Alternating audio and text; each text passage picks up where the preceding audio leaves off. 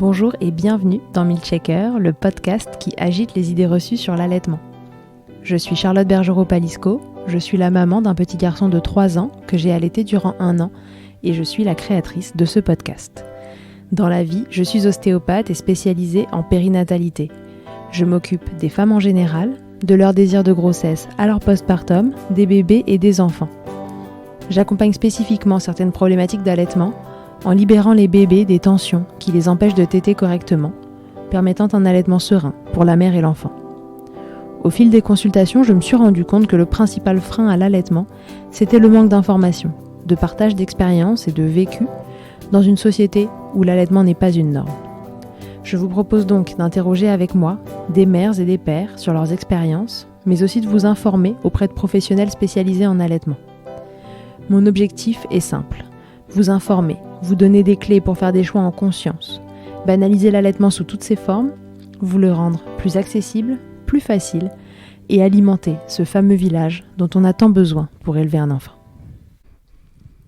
Pour ce tout premier épisode de l'année 2022, je vous propose de découvrir Elsa et son histoire. Elsa est doula, elle a 2 enfants et 2 histoires d'allaitement avec un point commun, connaître l'abcès du sein. L'abcès du sein, c'est quand l'engorgement, le placard dans ton sein rougit, s'infecte, se transforme en abcès, qu'il n'est plus possible de drainer grâce à la succion de ton bébé ou ton tire-lait. On n'avait encore jamais traité de cette problématique ici et Elsa a connu ça à 2 reprises, une fois pour chaque allaitement et une fois pour chaque sein. Elle va nous raconter comment on passe d'un sein un peu engorgé à cet abcès justement, comment elle ne l'a pas vu venir, comment cette période du postpartum et la façon dont on est accompagné peut ou non faire basculer ce genre de situation. Elsa a aussi connu 2 façons très différentes de traiter ses abcès, l'une chirurgicale et l'autre non. Elle nous explique si elle a pu continuer ses allaitements après ses déconvenues. Bienvenue donc à Elsa et à tous et à toutes, je vous souhaite une délicieuse année 2022. Ça va milkshaker comme jamais. Belle écoute. Salut Elsa, bienvenue dans Milkshaker. Salut Charlotte. Elsa, est-ce que tu peux te présenter pour les gens qui nous écoutent, nous dire qui tu es, qu'est-ce que tu fais dans la vie et qui sont tes enfants? Oui, bien sûr. Donc je suis Elsa Usan, je suis doula à Paris. Donc j'accompagne les couples, les familles en complément de leur suivi médical pendant la grossesse, après l'accouchement, pendant toutes les épreuves de la maternité aussi. Je suis là pour les soutenir, les écouter, prendre soin des femmes. Ok. Et alors tu as 2 enfants, oui, c'est ça? C'est ça, j'ai 2 enfants, 2 garçons. Idan qui va avoir 7 ans et Oren qui a eu 4 ans. Ok, et donc ces 2 enfants ont-ils été allaités, Elsa, puisque c'est ce qui nous intéresse aujourd'hui? Oui, tout à fait. Les 2 ont été allaités. J'ai allaité Idan 8 mois et Oren quasiment 2 ans. D'accord, ok. Alors raconte-nous, avant d'allaiter, Elsa, quelle vision tu avais de l'allaitement? Qu'est-ce que tu avais envie de faire de cette expérience-là? Est-ce que pour toi c'était une évidence ou est-ce qu'au contraire tu te disais que bon allez peut-être, pourquoi pas, je tente et advienne que pourra? Écoute, pour moi ça a été une évidence. Je pense qu'aussi loin que je m'en souvienne, avant même d'avoir des enfants, je me projetais enceinte et allaiter mes enfants. Okay. J'ai moi-même été allaitée je pense une bonne année par ma mère et elle m'en a toujours parlé avec beaucoup de douceur. Okay. Je l'ai vue allaiter ma sœur aussi, même si j'avais 2 ans et demi, 3 ans, je pense que ça a dû me marquer. Donc, oui, il y a eu comme une forme de transmission chez toi autour de l'allaitement, c'était assez évident que ça faisait partie de la maternité, c'est ça? Oui, complètement. J'ai vu mes grandes cousines allaiter aussi. Voilà, ça faisait partie du chemin. Je crois que je me suis pas posé la question de faire autrement en fait aussi. D'accord, ok. Et alors du coup, ton premier loulou arrive, et là, qu'est-ce qui se passe? Comment elle démarre cette première expérience d'allaitement? Écoute, au début, ça s'est super bien passé. La première mise au sein après l'accouchement, hyper douce, première tétée, où tout de suite j'ai senti que c'était juste pour moi, que c'était vers là que j'avais envie d'aller. Ok. Donc le début se passe bien, une montée de lait qui arrive dans les temps, il tétait très fréquemment, je notais toutes les tétées, j'étais très très... Ouais, t'avais ton petit carnet, mon tu petit notais carnet, la voilà, tétée, le côté du sein, exactement. Le bracelet qu'on change de bras et compagnie, là, c'est ça? Exactement. Sein gauche, sein droit, je sentais que j'avais déjà beaucoup de lait, il n'y avait pas de questions sur la lactation. D'accord. Voilà, le lait venait bien, et d'ailleurs c'est sûrement ce qui a après m'a causé des problèmes. En tout cas, La première semaine, ça se passait très bien. J'avais un peu mal au téton parce que voilà, c'était sensible au début. Donc j'utilisais une petite crème, mais pas de crevasses. Donc j'étais très focalisée sur les crevasses et contente de ne pas en avoir en fait. Ouais, c'était ça ta crainte, c'était Ouais. de te dire est-ce que je vais avoir mal? Parce que c'est vrai que la grande idée reçue de l'allaitement, c'est quand même que ça fait mal, quoi. Exactement. Donc j'avais un peu mal à l'accroche, mais ensuite ça se passait bien. Ok. Et puis c'était des moments d'une très grande douceur. J'étais vraiment contente. T'as retrouvé ce que t'avais imaginé de l'allaitement? Oui, je crois que c'était tout aussi évident en le faisant. Voilà, j'étais alignée en tout cas. Ok, super. Et alors, cette expérience, du coup, avance tranquillement. Et... Voilà, assez rapidement en fait, parce que la première semaine ça allait, mais c'est à 8 jours, je me souviens, 8-9 jours. Ah ouais, donc rapidement, un problème arrive. Assez rapidement, je sens que je m'engorge. Ouais. Donc, pourtant mon bébé tétait très souvent, mais je sens mes seins qui sont souvent très durs, que j'ai déjà du mal à vider. D'accord, des deux côtés. Tu sens qu'en fait, il y a une quantité de lait plus importante que ce que Loulou a besoin. Exactement. Et des douleurs.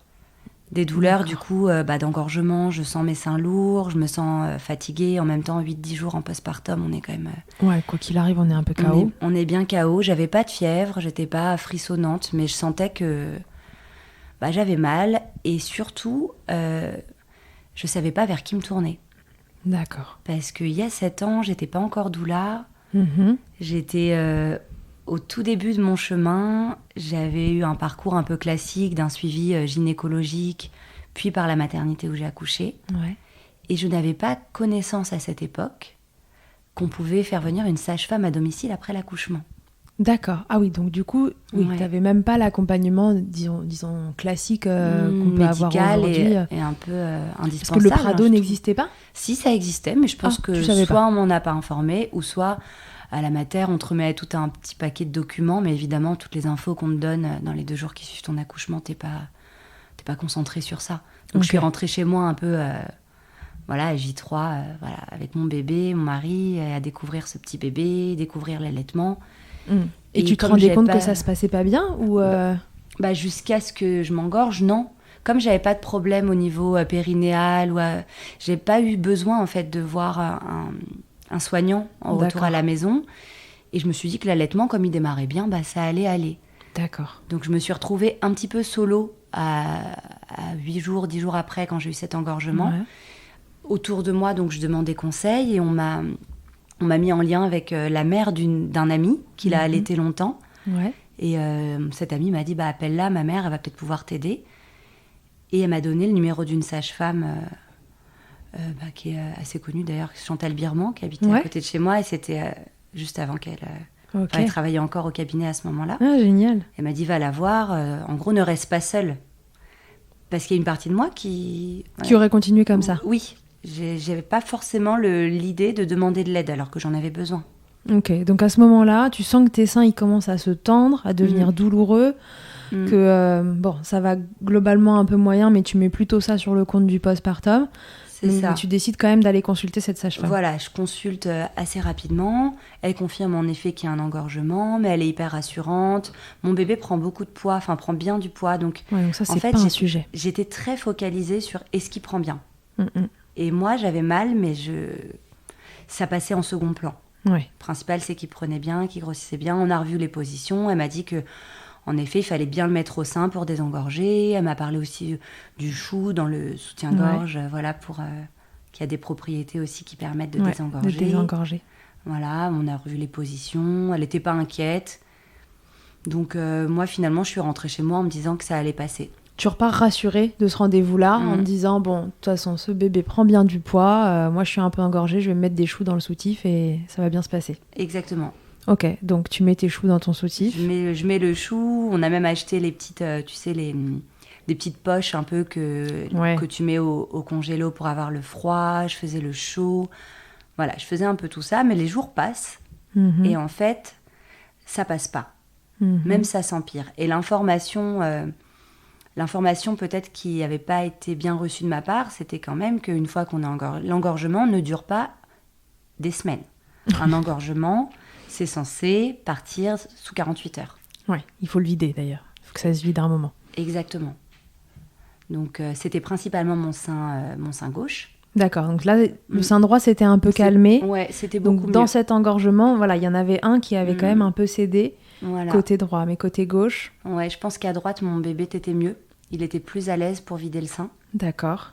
À gauche, c'était plus compliqué, et pourtant, les mises au sein étaient fréquentes. Je pense à cette époque, toutes les 2 heures, quoi, toutes les heures et demie, 2 heures, jour et nuit. Donc, il tétait, il prenait du poids. Donc, il y avait ce côté aussi où je comprenais pas trop pourquoi mon sein il se vidait pas bien. Ouais. Et au fil, alors j'ai plus le souvenir exact parce que ça fait 7 ans, je sais plus si c'est au bout de quelques jours ou quelques semaines, mais le temps est passé et en fait je me suis habituée à allaiter en ayant mal à gauche. D'accord. C'est-à-dire que j'ai pas le souvenir d'avoir un moment où j'avais pas de douleur. Ah oui, d'accord, ok. Donc c'était devenu ta normalité. Voilà, exactement. La normalité à gauche, c'était un peu plus chaud, un peu plus... Même il y avait assez rapidement, il y a un placard qui est apparu, une sorte de placard rouge. Ouais, donc là c'est vraiment quand la peau devient toute rouge, vous avez une brique quoi, dans le sein quelque part et la peau devient rouge. Donc là tu passais finalement à la mastite, tranquillement. Ouais, tranquillement, ça s'inflammait. Alors sauf que moi j'étais toujours toute seule. En combien de temps tu passes, tu sais, de cet engorgement là J8 où tu décides d'aller voir la sage-femme à ce côté mastite où là t'as le placard dans le sein, c'est rouge, c'est chaud et t'as mal tout le temps et... Je dirais 2 semaines, peut-être une semaine plus tard, une semaine à 10 jours de mémoire. D'accord. Tout en sachant que l'engorgement n'est jamais parti. Donc il n'y a pas eu un moment donné après ces 8 jours où c'est redevenu souple. Non, ça n'a fait que aller en exponentiel. En exponentiel, mais assez lentement je dirais. Ouais, assez relativement Ça lentement. peut aller très vite dans ces trucs-là. Non, relativement lentement. J'étais en fait tous les jours avec mon chou, tous les jours avec mon chaud, mon froid en alternance. Plus le temps passait quand même, plus je serrais les dents au moment de la tétée à gauche. Ouais. Je la redoutais. Ouais, mais ça, c'était insidieux. Ça arrivait petit à petit dans ton cas, donc t'as pas vu le truc monter non, et surtout, de façon seule. Évidente. J'étais pas entourée. Parce que, encore une fois, à aucun moment donné à cette époque-là, j'ai percuté que je pouvais revoir la sage-femme. Ouais.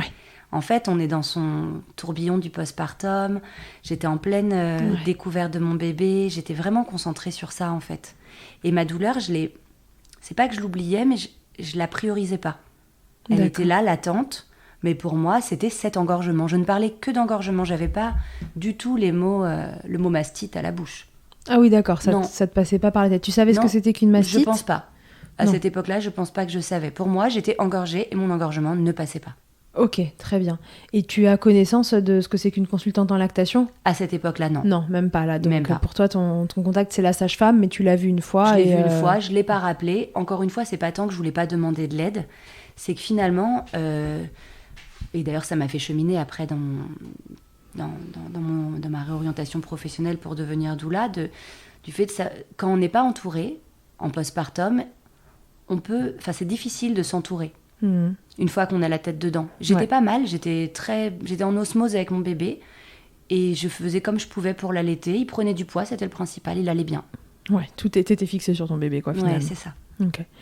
Donc 2 semaines après, ce bébé a presque 1 mois, et tu te retrouves avec une mastite. Alors oui, peut-être un peu avant, peut-être 3 semaines, il devait avoir 3 semaines. Donc j'ai cette mastite que je n'ai pas identifiée comme une mastite. À aucun moment donné, d'ailleurs, je vais l'identifier comme une mastite parce que quand ça va s'empirer, on va arriver au stade de l'abcès. Ouais. Je ne suis pas passée par le stade intermédiaire. Oui, en tout cas pas consciemment. Oui, pas consciemment. Je l'ai corporellement, tu es passée, mais pas dans la tête. Pas dans la tête. Tu es passée de l'engorgement à l'abcès. Et alors là, exactement. Comment tu te comprends que tu as un abcès ? La douleur empirait. Là, il y a eu un moment donné, quand il devait avoir entre 3 et 4 semaines, où ce sein gauche, il me faisait vraiment mal. Chaque tétée était vraiment très redoutée.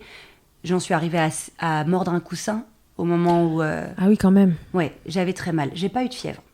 Et ça, je me suis dit, j'ai pas de fièvre, ça doit pas être très grave. Sauf que la douleur augmentait au point qu'autour de moi, j'avais une collègue qui avait accouché quelques mois avant moi et qui allaitait son bébé. Donc c'était un peu une référence pour moi, on parlait beaucoup.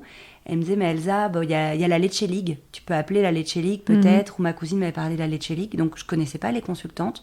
Mais j'ai appelé une bénévole de la Leche League. D'accord. Donc elle me donnait pareil des conseils pour l'engorgement. Elle m'a dit c'est peut-être une mastite. Elle a commencé à poser des mots en fonction de... Voilà, oui, parce qu'elle t'a au téléphone finalement. Ouais. Donc t'as pas de fièvre. Ouais, t'as un placard rouge. Mais c'est ce placard rouge qui ne part pas. malgré les changements de position, j'essayais de faire téter de différentes façons. Ouais. Ça part pas et la douleur vraiment augmente. Au point qu'à un moment donné, je n'arrive pas à lever le bras gauche. Ouais, là, ça commence à sentir pas Ouais, bon. Hein. ouais. Mais c'est bizarre, en le racontant, je me rends compte que sur le coup, je percute pas forcément qu'il y a quelque chose de grave qui est en train de se passer dans mon sein. Oui, alors que moi, là, j'ai tous les warnings qui sont allumés, tu vois. Bah oui, j'imagine. Là, à un moment donné, j'arrivais pas à appuyer sur le pouce-mousse. Quasiment tellement ça me faisait mal. Oh là là. Et je me disais, bon, là, ça va pas, en fait. Là, peut-être qu'il y a un problème. Ce bébé prend du poids, mais peut-être qu'il y a quand même quelque chose à faire. Ouais, exactement. Et là, cette fameuse collègue me dit, mais tu sais, tu peux appeler une consultante en lactation. Elle m'explique ce que c'est. Je dis, ah, mais c'est incroyable. Enfin, la nana qui se réveille 1 mois plus tard, après 3 semaines continue, 3-4 semaines continue de douleur. Ah, de douleur. Et donc, elle me donne le numéro de Véronique Darmanja dans le 12e, donc que j'appelle. Et elle me demande de lui décrire, et même visuellement, ce qui se passe. Et je lui dis que là, même ma peau est un peu comme du papier à cigarette, quoi. Très, très fine. Et elle me dit, écoutez, je crois que vous avez un abcès. Que là, il faut que vous soyez prise en charge maintenant. Que là, c'est urgent, en fait. Et donc là, ça m'a fait un tilt. Et donc en fait, t'as même pas eu le temps de la voir au téléphone. Elle t'a dit, oui, vous venez pas me voir. Ouais. Non. Elle m'a dit, il faut aller aux urgences. Ok. Il faut aller aux urgences, il faut que vous soyez prise en charge. Et là, j'ai comme eu une sorte de soulagement extrêmement intense de quelqu'un va me trouver une solution. Parce que je m'étais un peu résignée. Je m'étais dit, bah en fait, c'est pas qu'à l'été ça fait mal, mais j'ai cet engorgement qui passe pas. Je suis comme ça, je suis engorgée, quoi. Ok. Donc, à aucun moment donné, plus tôt, je me suis dit que un engorgement, ça durait pas 1 mois. Ouais, tu planais un peu, en fait. Ouais, t'étais baignée dans ton ocytocine, là, tu planais complet. Et je me suis habituée à la douleur. Ouais. Et en fait, il y a eu quand même... Si, quand même, j'ai oublié de dire qu'il y a un moment donné aussi où j'ai loué un tire-lait. On m'a dit peut-être, comme pour résoudre l'engorgement, tire ton lait en plus pour... Oui. Donc, il y a eu cette location de tire-lait. Donc, il y a eu mon bébé qui a eu ses premiers biberons par son papa avec mon lait tiré aussi pour soulager mon sein.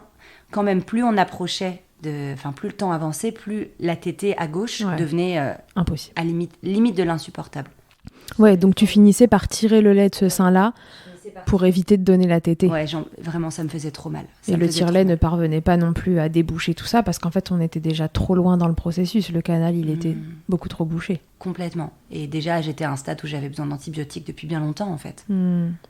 Donc on rappelle, engorgement, c'est il y a un peu trop de lait par rapport à la demande. À un endroit, il y a un canal qui est un peu moins bien drainé. Et puis du coup, le sein, il y a une partie des canaux finalement où le lait ne s'extrait pas. Donc ça peut s'engorger.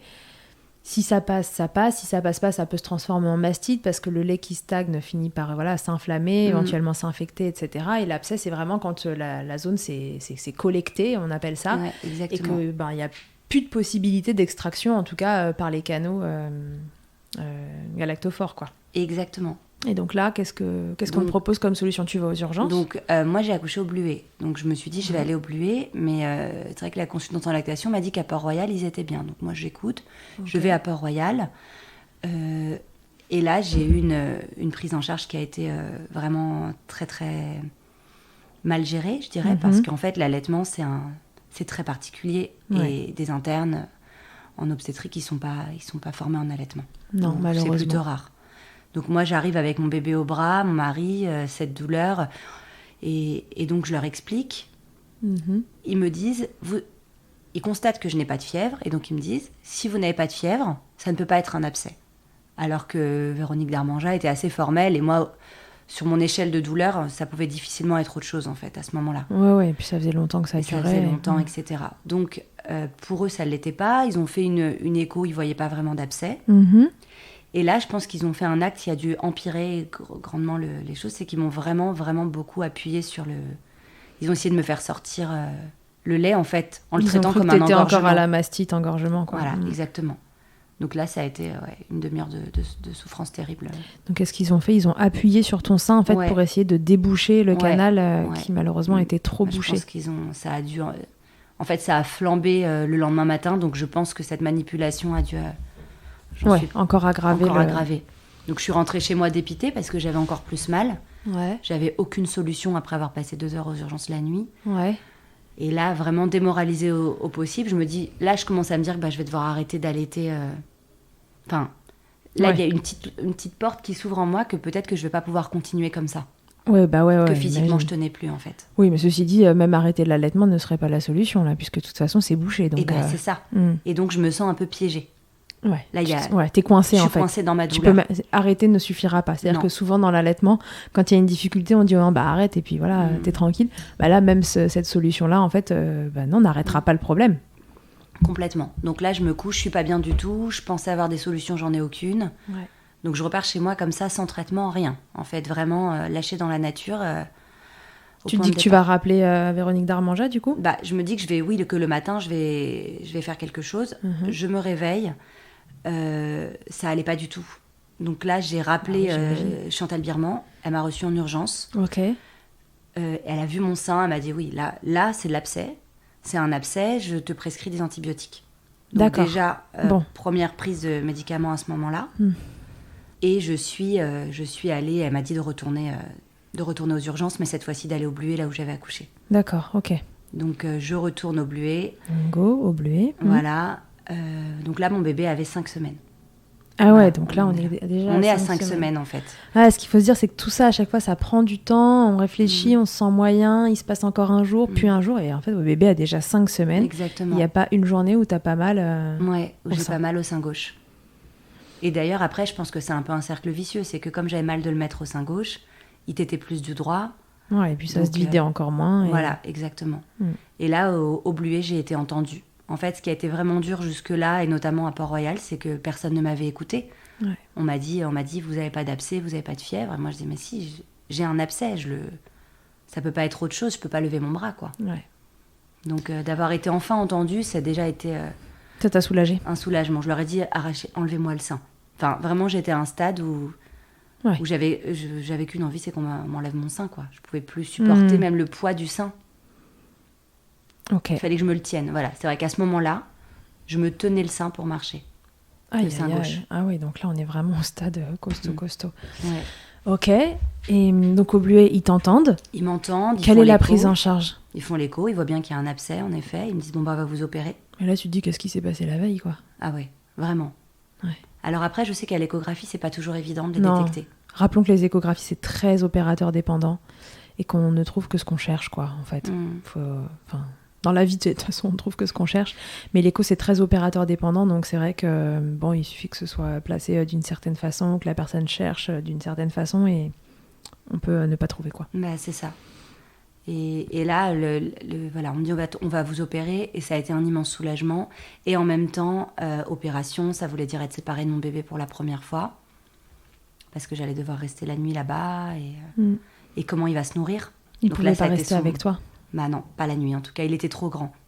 Parce que j'étais dans trop grand. Ouais, il avait 5 semaines, mais en fait, comme il y avait tous les nourrissons, j'étais au même étage que les femmes qui accouchaient en fait. Ok. Et du coup, là, ça a été un petit peu... ma seule préoccupation, c'est comment il allait manger mais il prenait déjà des biberons. Il prenait des biberons de mon lait. Ok. Je crois qu'on n'avait pas encore essayé de le complémenter. Et donc là, au Bluet, ils ont donné les petits biberons déjà prêts pour... D'accord. Et donc, je me rappelle de partir au bloc et de regarder mon mari et de mon bébé en me disant, mais est-ce qu'il va manger ? C'était, c'était ton unique préoccupation. Mon unique préoccupation. Okay. Et oui, c'était à la fois très dur. Oui, parce que là, il n'est pas question, du coup, de tirer du lait en faisant un peu de stock, machin. En fait, on t'opère tout de suite, quoi. C'est tout de suite maintenant.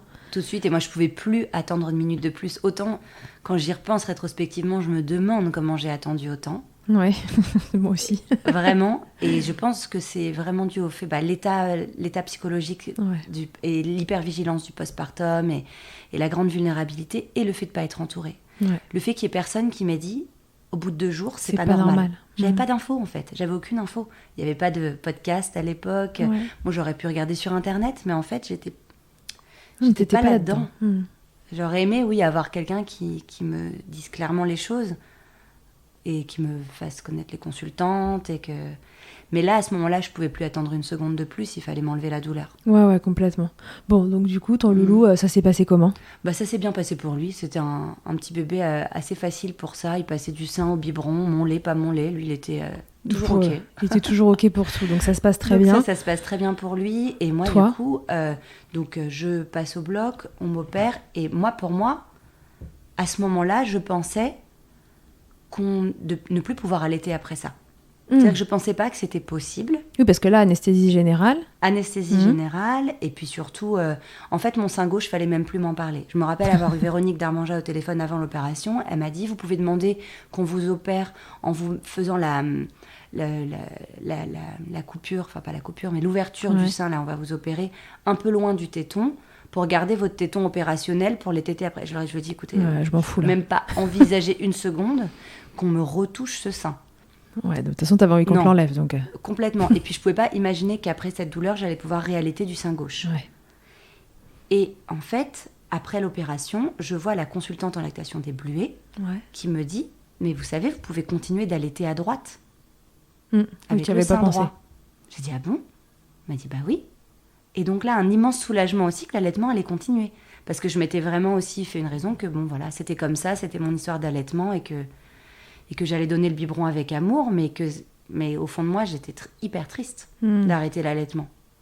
Donc quand j'ai su qu'on pouvait allaiter avec un seul sein, je me suis dit, Parce que là, après cette opération-là, il était proscrit d'allaiter avec le sein gauche en revanche. C'était impossible. En fait, les soins de l'abcès sont très difficiles. Après, j'ai eu 3 semaines de soins infirmiers tous les jours. D'accord. Avec un drain. Ouais. Donc tous les jours, déjà, j'ai eu 5 jours d'hospitalisation. Ouh là là. Ouais. 4 ou 5. C'est lourd, hein. C'était lourd. Donc mon bébé venait tous les jours de midi à 20h, en fait, avec moi. Ouais. J'appréhendais beaucoup la première... Comment ça allait se passer, les retrouvailles. Est-ce que moi, en fait, j'allais avoir envie de le mettre au sein après avoir vécu l'opération et les douleurs post-opératoires du drain et tout ça. D'accord. Et en fait, ça s'est passé avec une évidence folle encore quand on s'est retrouvés après cette séparation d'une nuit, que je l'ai pris contre moi. Il a très naturellement tété à droite. Et un immense soulagement pour moi de voir que c'était OK d'allaiter d'un sein. Ouais. Que lui, il mangeait bien quand j'étais pas là. Ouais. Ça t'a apaisé. Ouais, ça m'a vachement apaisé. Par contre, la nuit, moi, je tirais mon lait. Du coup, j'avais pas mon bébé. On pourrait croire que je pouvais dormir, mais non, toutes les 4 heures. Tu te réveillais. J'avais le tire-lait et je tirais à droite pour entretenir la lactation. Et en ce qui concerne le sein gauche, du coup, lui, il était au repos, mais abcès enlevé, il n'y a pas d'autre engorgement qui s'est créé du fait d'arrêter un peu subitement les stimulations. J'avais peur. Je leur posais tout le temps la question. Parce qu'en fait, mon angoisse, c'était qu'en fait, en stimulant à droite, j'allais... ça réveille le sein gauche J'allais aussi. réveiller le sein gauche qui allait se réengorger parce que lui-même n'allait plus avoir de stimulation. Oui, bah oui. Et on m'a dit que ça allait se tarir. J'avais quand même du lait qui sortait à gauche. Ouais. Ça sortait, mais il n'y a pas eu d'engorgement. Mais c'était ma préoccupation principale. J'avais hyper peur. Ouais, je comprends. Ouais, après une expérience comme ça, tu m'étonnes. Ouais. Ok, et donc du coup, tu rentres à la maison au bout de 5 jours, 3 semaines de soins infirmiers, donc voilà, un peu lourdeur des soins. Tous les jours, c'était... Alors j'ai trouvé un infirmier près de chez moi, hyper sympa, il me changeait le pansement, le drain. C'était un peu douloureux, mais ça allait rien comparer à la douleur de l'abcès en fait. Ouais. Donc, et je savais que j'étais en voie de guérison. Et en fait, mon sein droit produisait énormément. Je crois que du coup, j'ai beaucoup de lait. Et qu'avec un sein... Et puis il s'est mis au diapason. Il s'est mis au diapason. Et j'ai nourri mon bébé avec un sein. Donc j'avais un sein très gros. Un sein qui était redevenu tout petit. Donc c'était assez drôle. Je devais avoir au moins 2 bonnets d'écart entre les 2 seins. Et n'oublions jamais qu'on peut allaiter des jumeaux. Donc a priori, c'est qu'avec un sein, on peut en allaiter 1, 2, 3. Ouais, c'est ce que je me suis dit. J'ai pensé aux mamans de jumeaux. Je me suis dit, un bébé, un sein, ce sera aussi mon cas. Voilà, ce sera le sein droit. Ce sera le sein droit. Et après, comment ça s'est passé ? Il n'y a pas eu d'autres galères de ce style-là ? Eh ben non, aucune. Aucune. À partir de là, d'ailleurs, quand on me posait la question de mon allaitement, c'est même pas ce à quoi je pense. Et c'est là que c'est assez fou, je trouve. C'est que cette épreuve, elle a été traversée, pourtant avec beaucoup de douleur. J'avais qu'un sein à disposition, mais j'ai un souvenir hyper doux de l'allaitement avec mon premier bébé. Oui, quand t'en parles, on a presque l'impression que ça a été pas une promenade de santé, mais que c'était pas si terrible que ça, alors que je t'avoue que moi, j'ai mal au sein rien qu'à t'entendre parler. Bah, c'est vrai qu'il y a le temps, je pense, qui a joué. Ouais, on et oublie. puis Hein. la réparation aussi. Le fait que l'allaitement se poursuive. Ouais. Et que... Ça aurait été plus douloureux si l'allaitement avait dû s'arrêter sur oui, cette expérience-là. Ah ouais, je pense que j'aurais dû... ça aurait été contre ma volonté, quoi. Ouais. Ça aurait pas été notre décision et ça aurait été difficile, je pense. Là, d'avoir un sein à lui donner, de voir qu'il continuait de prendre du poids. Il était un petit peu en mixte au fur et à mesure quand il a commencé la crèche, etc.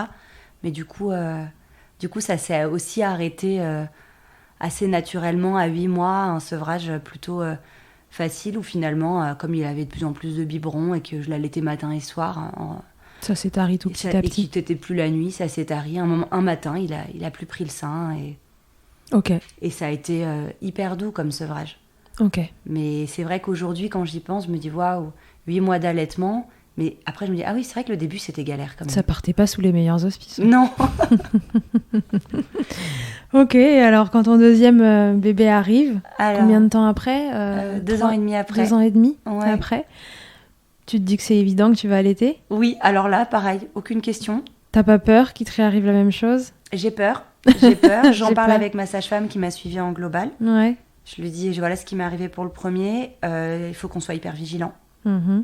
Voilà, c'était la différence entre mes 2 expériences, c'est que la deuxième fois, en plus j'étais déjà doula, j'étais plus formée à l'allaitement. Voilà, je savais que j'allais être vigilante. D'accord. Donc j'avais un peu un warning dans ma tête. Oui, il y avait là la lumière rouge. Ouais, là elle était allumée. Ok. Elle est en fond, tu la vois de loin, tu te dis à tout moment elle peut s'approcher. Ok, donc du coup ton deuxième bébé arrive. Ouais, il arrive. Pareil, le début ça se passe très bien. Ouais. Première mise au sein super, pas de crevasses. De toute façon, je crois que les crevasses c'est pas mon truc. Du coup j'ai fait autre chose, mais les crevasses j'en avais pas. En fait, toi, t'as beaucoup de lait très vite, ouais, c'est ça. Donc les bébés, ils ont pas besoin de faire grand-chose. Ça leur arrive. En fait, c'est ça. Pas tout cru, c'est pas le mot pour du lait, mais enfin, ça leur arrive tout cru dans la bouche. Quand même vite dans la bouche. D'accord. Donc pareil, ils ont pas besoin de faire grand-chose. Non. Et le deuxième, il prend du poids très très vite. Je crois même qu'il a pas perdu par rapport à son poids de naissance à aucun moment. D'accord. Donc je sors à 12 heures après avoir accouché parce que c'était en maison de naissance. Il était déjà au-dessus. Il avait déjà pris du poids, quoi. Donc tout le monde me dit, en fait c'est aussi ça, c'est un peu le piège. Ouais, c'est le piège, hein, parce que du coup, côté bébé, tout va toujours bien. Exactement. Donc voilà, super content, ça se met en place, le lait arrive comme prévu. Voilà, un peu le même... Ton sein gauche aussi. Mon sein gauche aussi. Je suis très vigilante sur le sein gauche du coup. Parce que t'avais l'impression que c'était la faute du sein.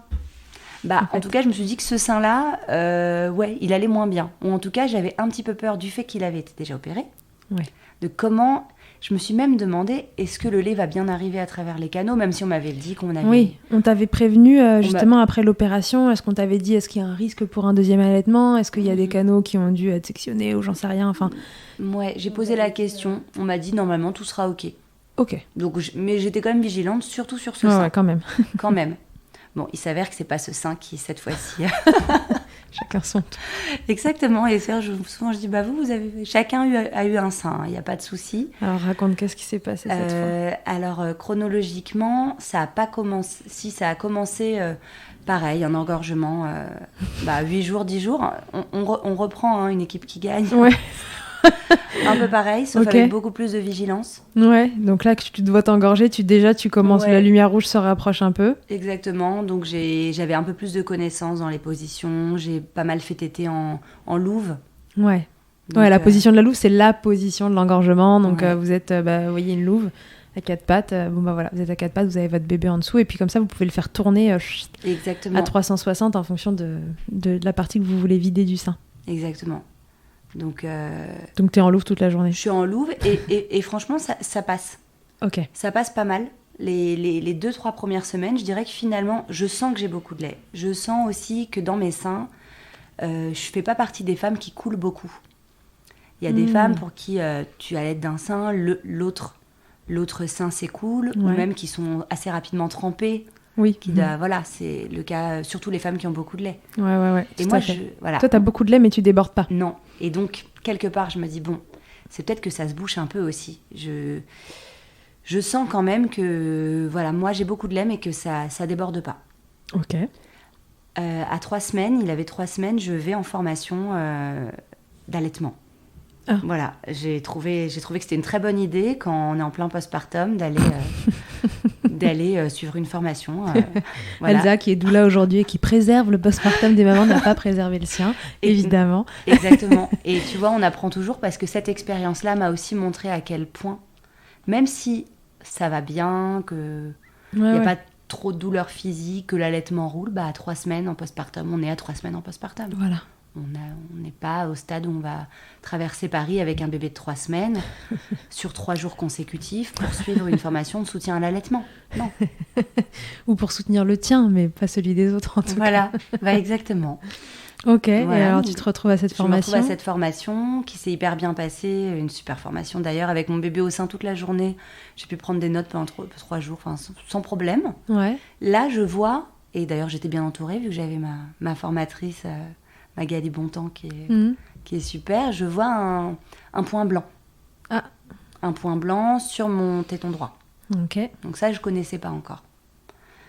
Un point blanc, donc elle me dit c'est le canal lactifère qui est bouché. Donc mince, si ça se bouche, là, de nouveau le warning qui se réallume. Et là, ça a été pour le coup assez vite. D'accord. Assez vite. Tout s'est un peu entremêlé parce que je pense que j'ai dû avoir une candidose en même temps aussi. Ah. Ça a été un petit peu voilà.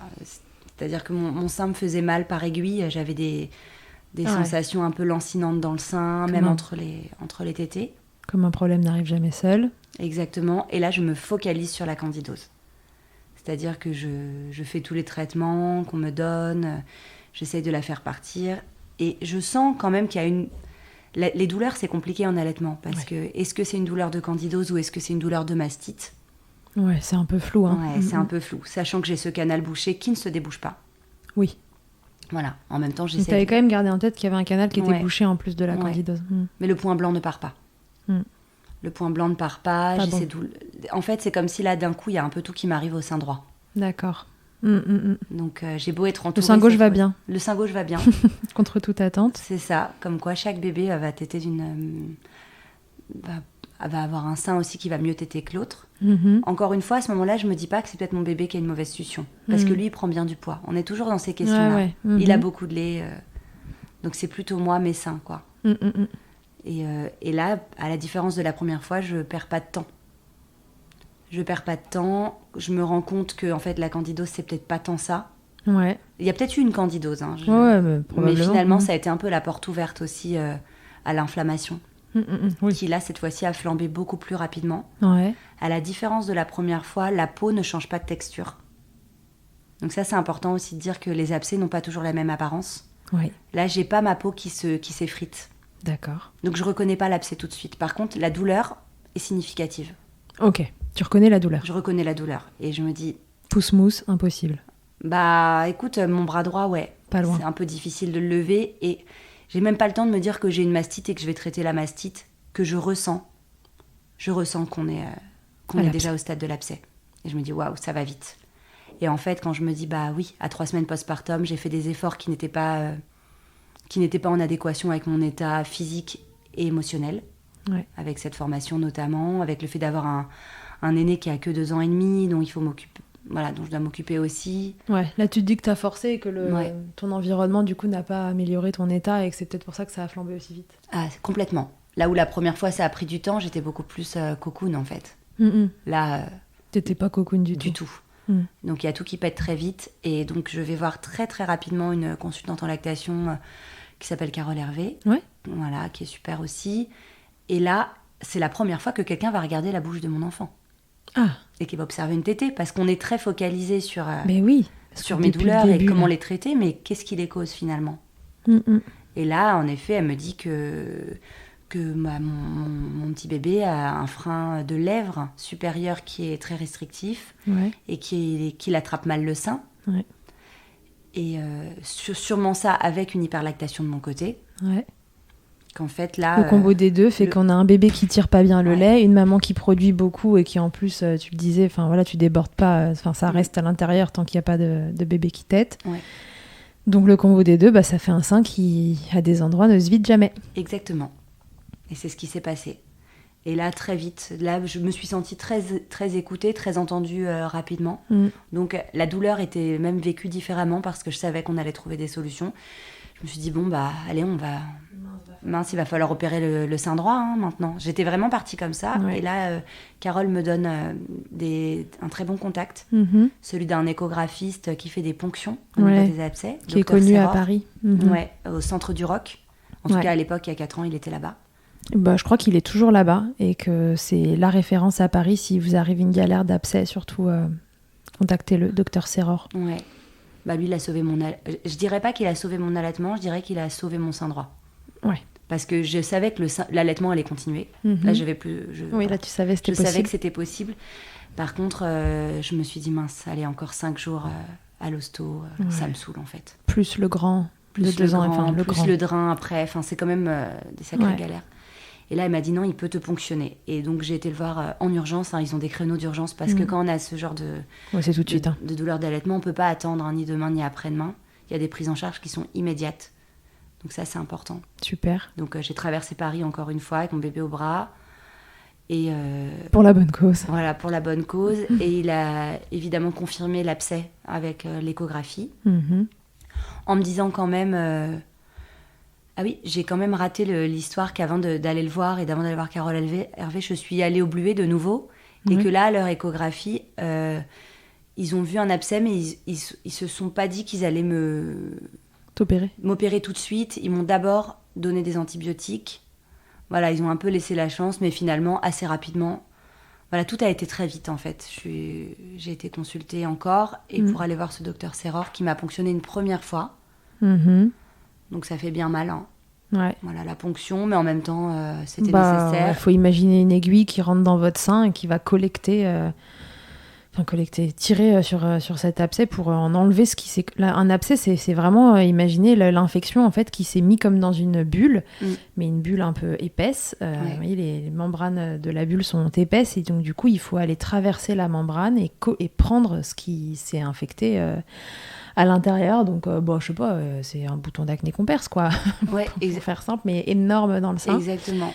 Et il faut venir l'aspirer avec cette aiguille pour qu'on en sorte le maximum. Exactement. Et d'ailleurs, je dois dire que dans les 2 cas, moi, j'ai jamais eu de pus dans le lait. Parce que dans tout ça, il y avait aussi, j'ai fait aussi des analyses de lait pour voir s'il n'y avait pas de pus. Ouais. On a vu aussi quelle était la bactérie, c'était un streptocoque B, c'est souvent le cas. Donc ça s'était vraiment maintenu dans l'abcès, il n'y en avait pas dans le lait. Okay. Exactement. Et la première ponction n'a pas suffi. Ok.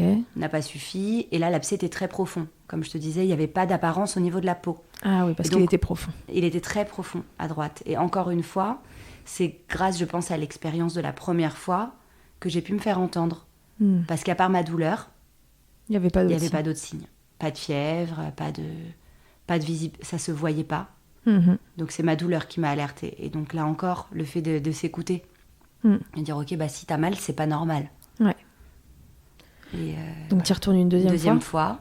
En fait, il s'avère qu'il y avait 2 abcès profonds qui étaient un peu reliés. Enfin, c'était toute une histoire. Oh là là.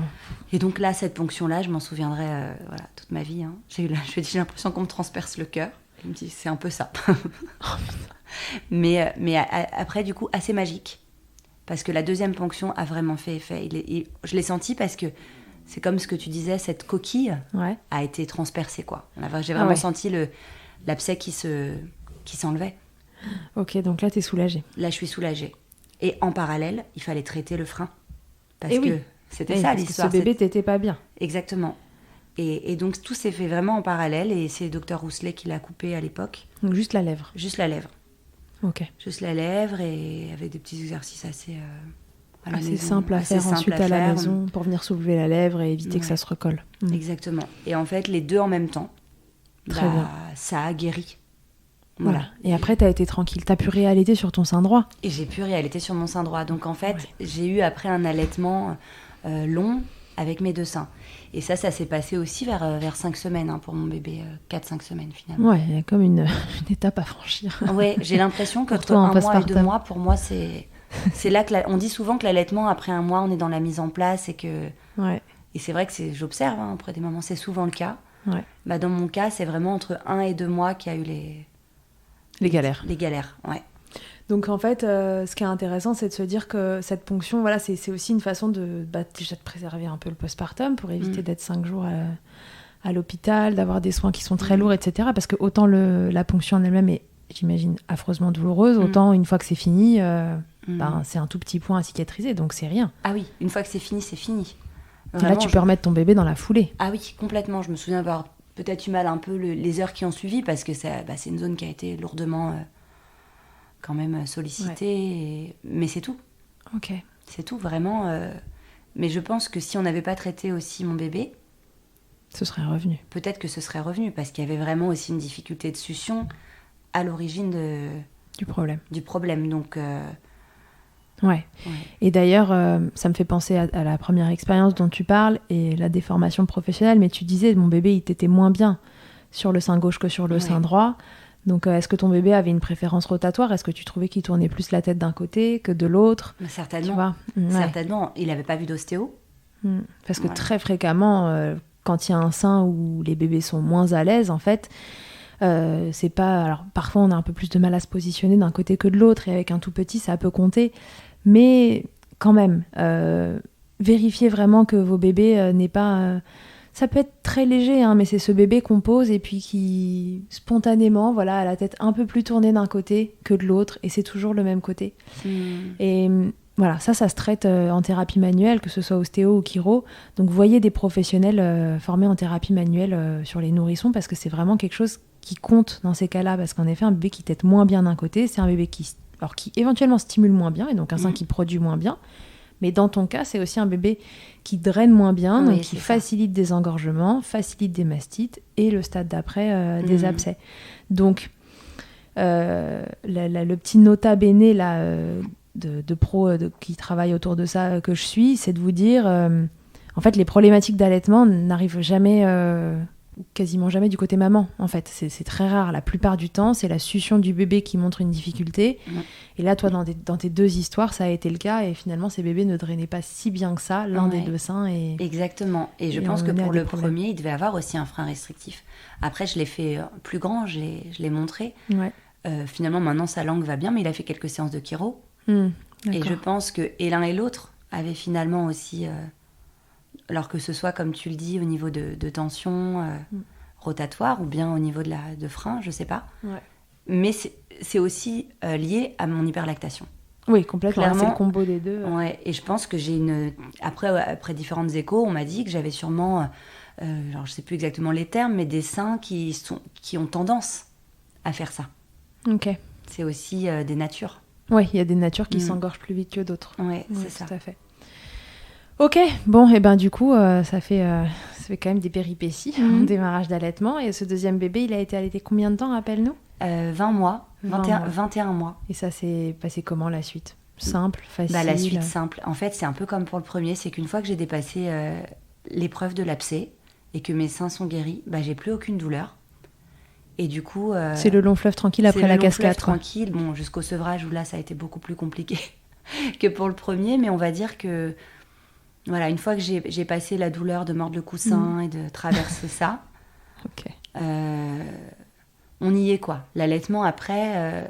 c'était facile. C'est facile. Et l'image que j'en garde, c'est aussi ça. Le deuxième, en plus, il a été pas mal malade la première année parce qu'il faisait des bronchiolites à répétition.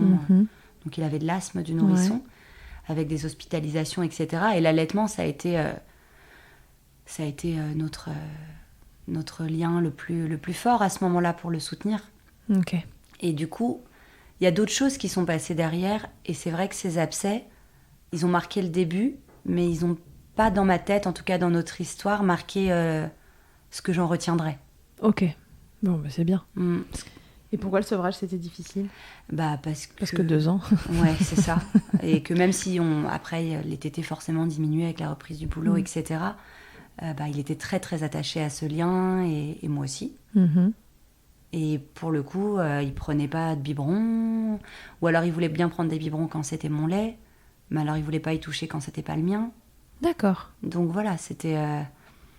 Donc le sevrage, il est venu de toi. T'avais vraiment envie que ça s'arrête ? Ouais, il a été vraiment induit par moi, et J'ai commencé autour de ces 15-16 mois Enfin, ça a été vraiment plusieurs mois. Parce qu'il y avait une deadline pour toi à respecter, il y avait un moment où il fallait que tu arrêtes pour une raison ou pour une autre, ou juste parce que c'était plus le temps pour ça pour toi? C'était plus le temps pour moi. Je sentais que j'avais pas envie de l'allaiter trop longtemps, quand il allait être trop enfant. D'accord.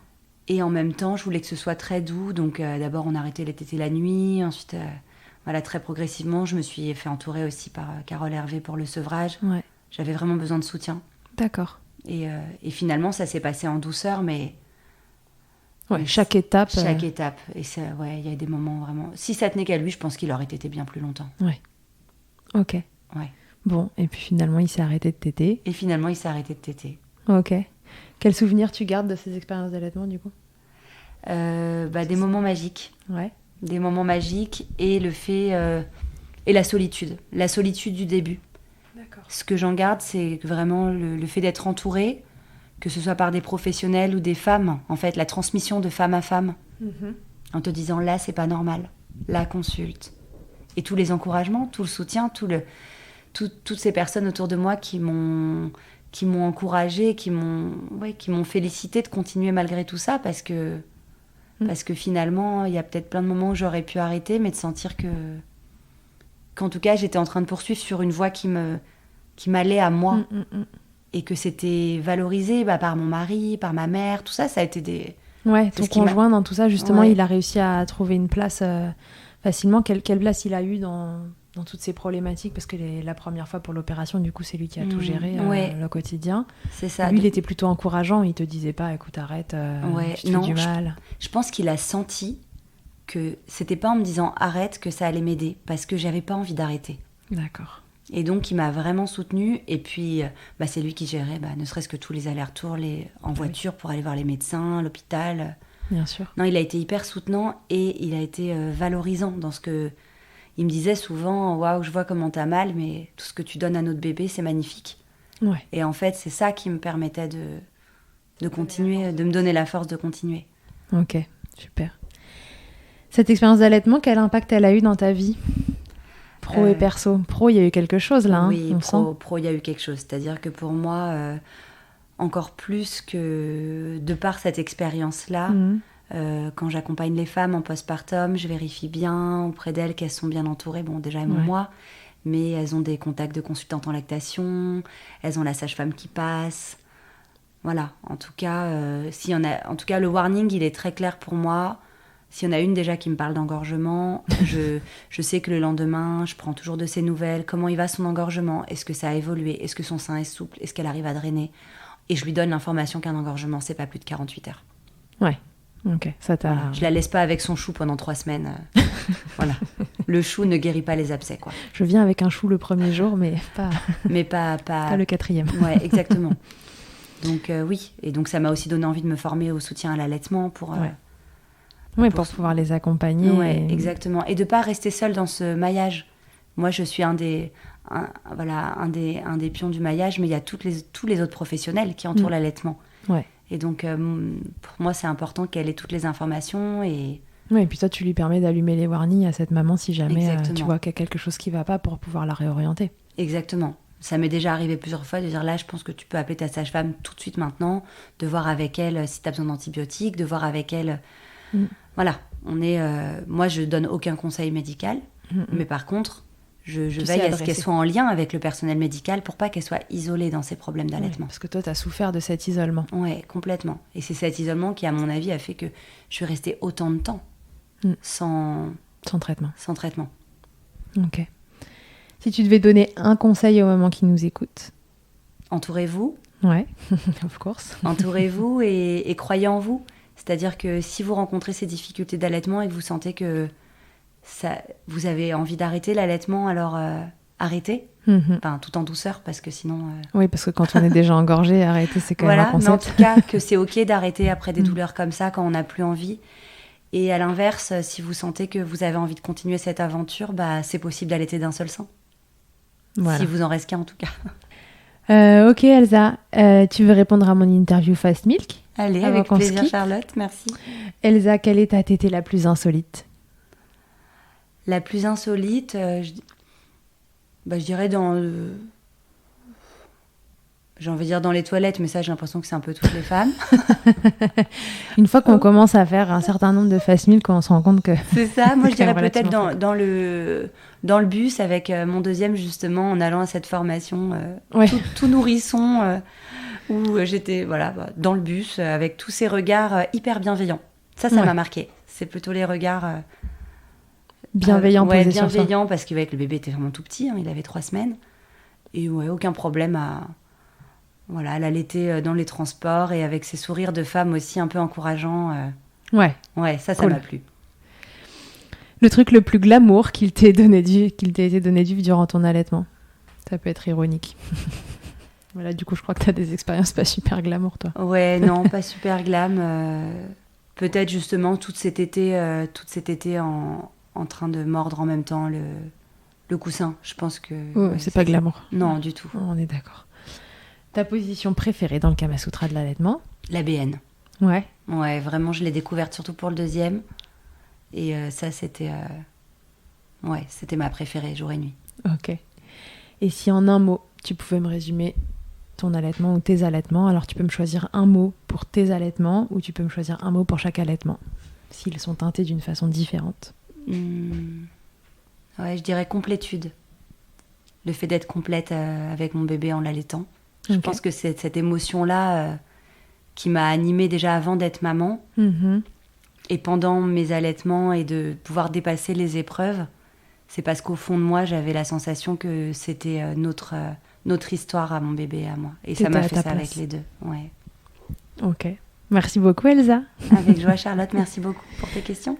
Mais avec plaisir. Merci d'être venue jusqu'à moi. On est au chaud dans mon salon ce matin pour enregistrer cet épisode avec Elsa. Je suis ravie de t'avoir recroisée. J'ai rencontré Elsa il y a un petit moment maintenant. Ça va faire 3 ans ou 2 ans, je sais plus. C'était lors d'un Happy Milk. Ouais. Et puis depuis, on est restés en contact. Donc Elsa, elle est doula. Moi, je vous le répète, c'est une bulle de bonheur, comme finalement beaucoup des doulas. En tout cas, moi, toutes celles que je connais sont juste... je dis toujours que vous êtes des bisounours sur des nuages roses qui viennent se poser autour des mamans pendant leur grossesse et pendant leur postpartum. Donc merci pour ce que vous faites toutes pour elles. Et voilà, Elsa, elle est dans l'est de Paris, si jamais vous avez envie de vous faire accompagner. Et comme elle vous le disait, elle, son rôle dans l'allaitement, c'est l'accompagnement, c'est le même qu'elle fait, c'est du soutien, quoi. Et puis soutien et d'écoute. C'est avec les connaissances, par contre, qu'elle a acquis, savoir vous adresser correctement au bon moment.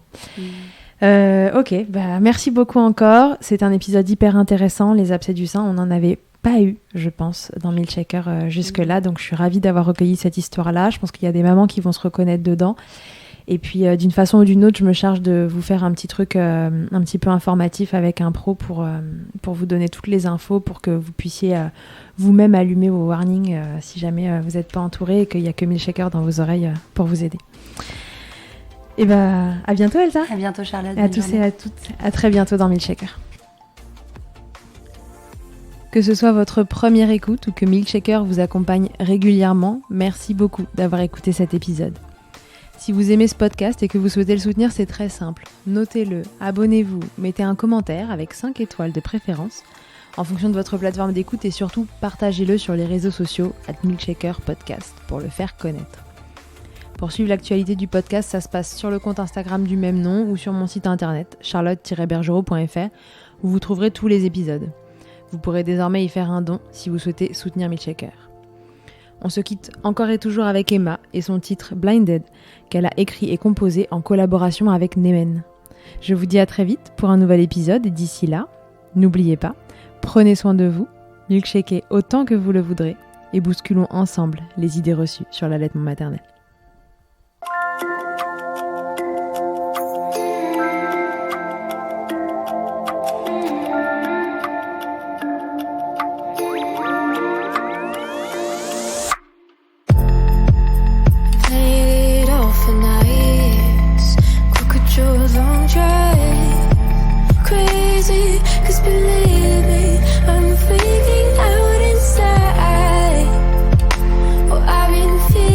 So